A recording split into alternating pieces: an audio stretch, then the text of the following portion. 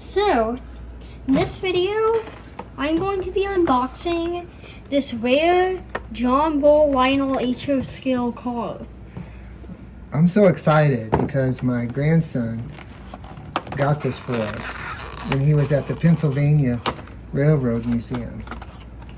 So, It's definitely one. This is, there were only 200 of these made, so it's probably the rarest HO scale vinyl car. Wow.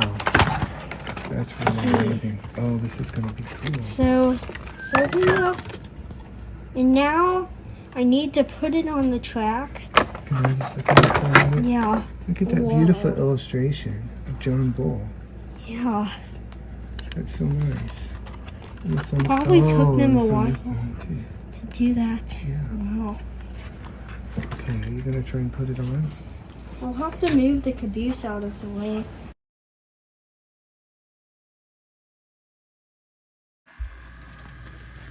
So I've got the engine going.